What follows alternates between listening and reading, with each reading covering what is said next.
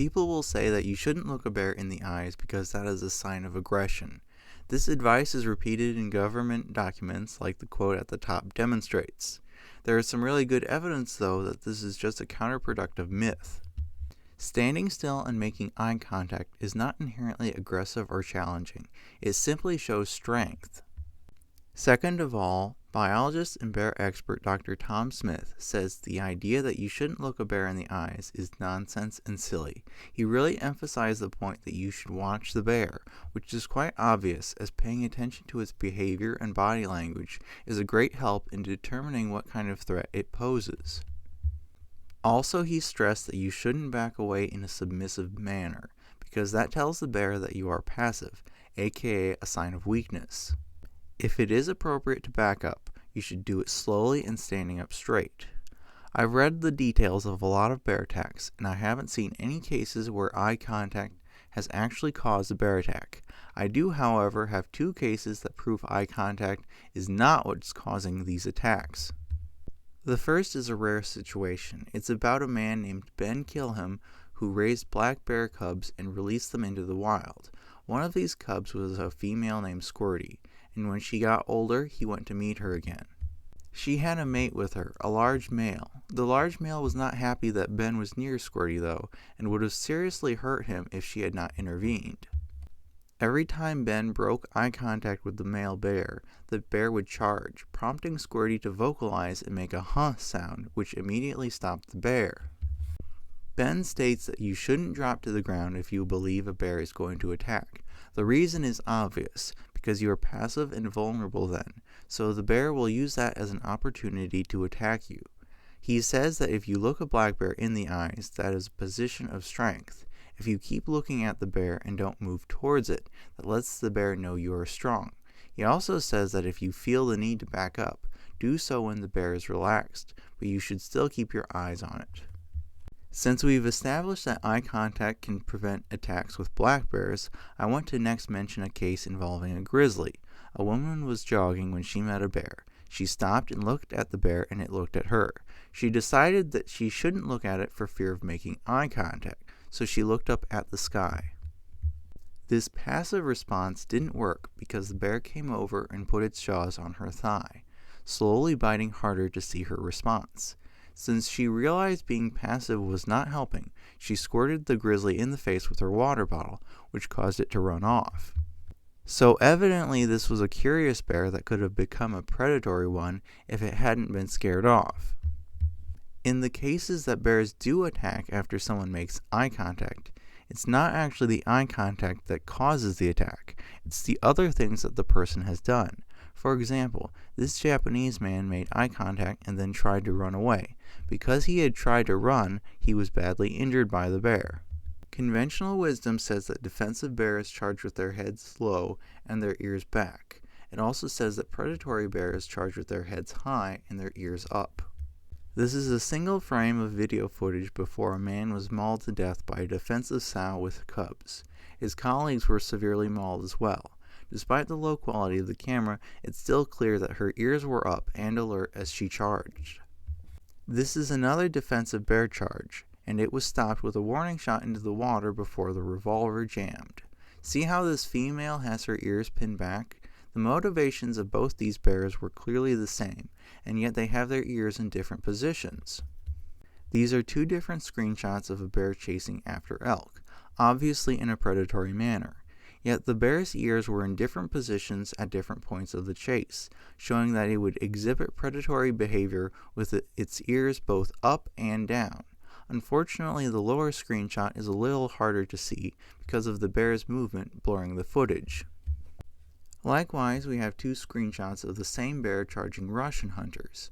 Despite the poor quality, clearly one image shows upright ears and the other shows very flat ears. In this specific case, I believe the bear raised its ears in response to the hunters shouting. Given all this evidence, I do not believe the position of a bear's ears are a reliable predictor of defensive or predatory behavior. And in my opinion, I don't think anyone should bet their life on the assumption that ear position will predict a bear's intentions. This is a situation where a hunter, his guide, and cameraman were having a sort of standoff with a black bear. The hunter had decided that he didn't really want to shoot the bear, but as they were going to leave, it was walking parallel with them, clearly not wanting them to leave. It was more or less the same distance away from them until two things happened. The guide abruptly stepped backwards and then grunted like a bear. I believe that the guide stepping back is what actually prompted the charge, because that's when the bear actually started moving forward towards them. Backing up showed weakness. After the bear charged, the hunter shot and hit the bear, which caused it to run off. They tracked it and the hunter shot it again, instantly killing it this time. He was using 300 grain Hornady DGX bullets in .375 Ruger, if you were wondering. As far as I'm concerned, the hunter did everything right. The guide, however, was unarmed, and I believe his backing up was what provoked the charge. I understand that some guides with a lot of experience will say that they don't need to carry a rifle. First of all, that's obviously wrong, because if this had happened with an inexperienced hunter who failed to hit the bear, someone would have been hurt, probably severely. So a guide who does not carry a gun is showing that he is both unwilling and incapable of saving your life and his own. There was another video that I wanted to mention, but I couldn't remember what it was called. In that video, a hunter could not work the bolt of his rifle under stress, so his unarmed guide had to take the rifle and shoot the enraged charging bear. If this hunter's rifle actually had a mechanical problem, or if it just hadn't been zeroed right, this could have easily turned into a situation where people died because of foolish, easily avoidable mistakes. I want to talk about black bear attacks for a bit, and specifically about defensive attacks. The first thing that I should mention is that roughly half of all non-fatal black bear attacks are defensive, and 33% are food motivated.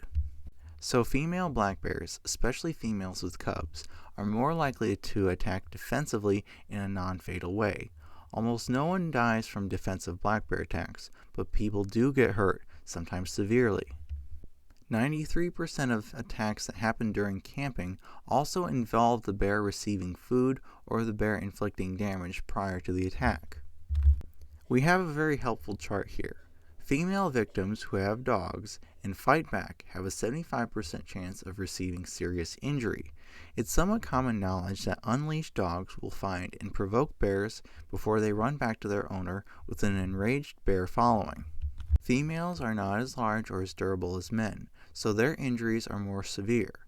Given the high rate of severe injuries, it's quite clear that you shouldn't fight back against such defensive attacks, which will sound strange to many people because the conventional wisdom says that you should always fight back against black bear attacks. I would highly recommend that you leave your dogs at home. Both moose and bears really don't like dogs and automatically see them as threats. Likewise, dogs will see large animals like moose and bears as a threat, and then provoke attacks because of this. Unless you have Karelian bear dogs, or dogs that have been taught to treat bears for hunting, you should expect dogs to be a major liability around black bears. If you insist on bringing your dog with you, I'd suggest that you never let it off leash and that you get a nylon collar with a metal buckle. The collars made out of plastic can and do break if your dog is really angry and pulling on the leash. So I'm going to say that everyone should be armed, especially females. I should also be clear that even if you are big and strong, a black bear can still inflict serious injuries on you. So generally there are 3 scenarios that result in non-fatal black bear attacks.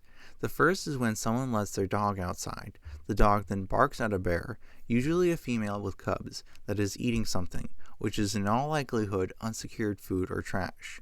Then when the person calls to their dog, this triggers an attack. The second common situation is when someone is camping and wakes up to a bear that is biting them and is clearly predatory. These attacks seem to be caused by bears that are both food conditioned and opportunistic, meaning that it was not going around hunting humans, it just happened to find one that looked like an easy meal.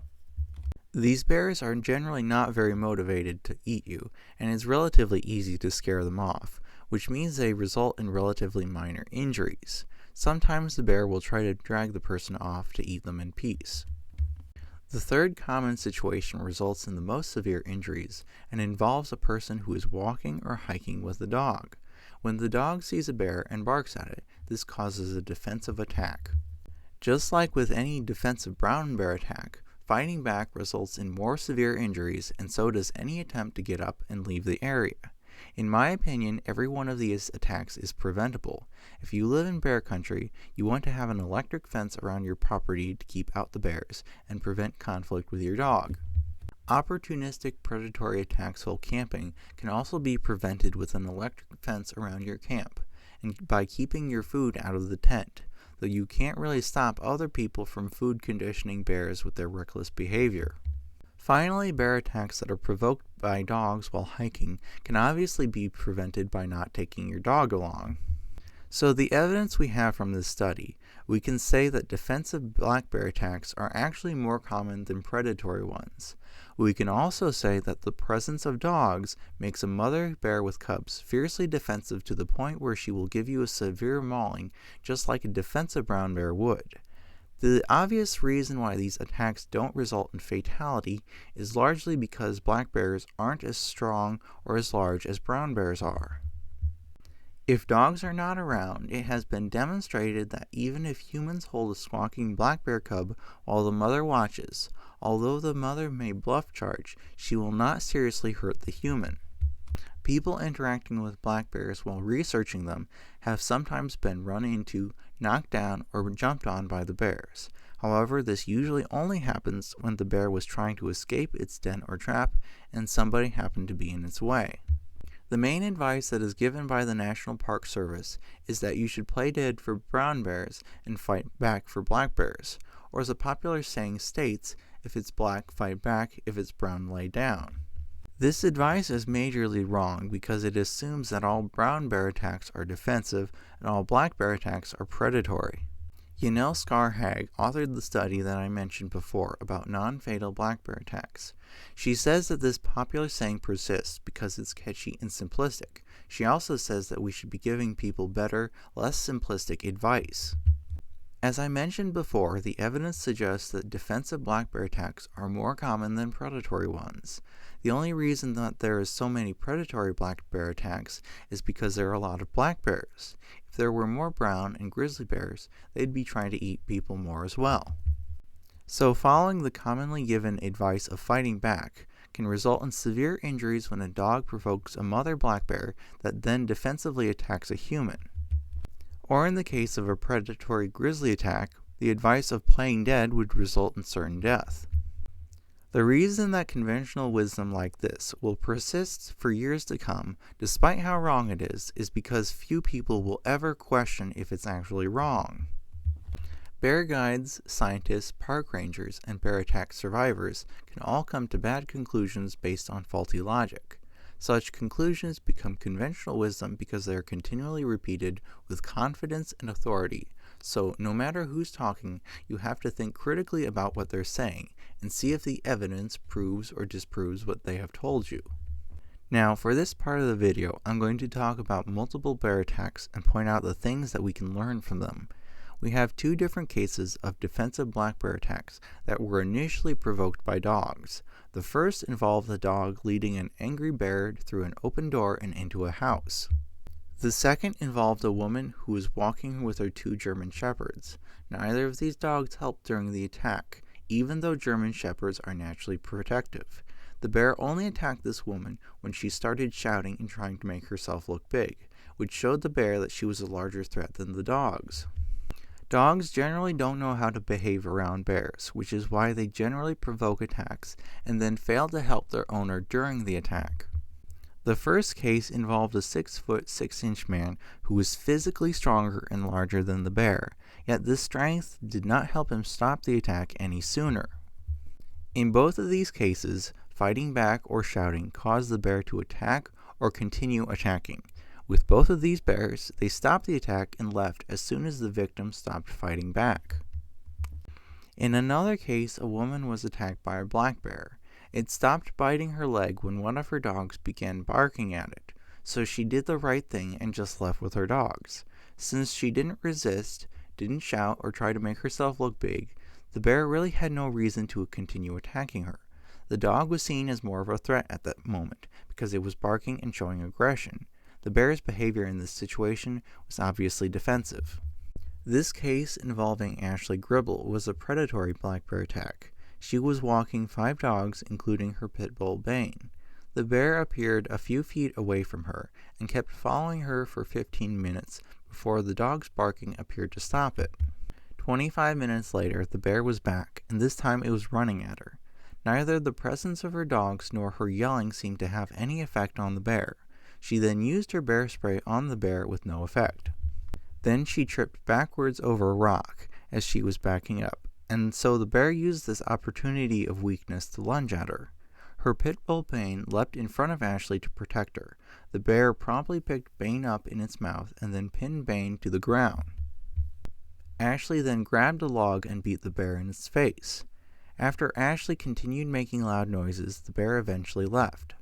Ashley stated that she believed that hitting the bear in the face was the wrong thing to do, but I can say it was absolutely the right thing to do at the time.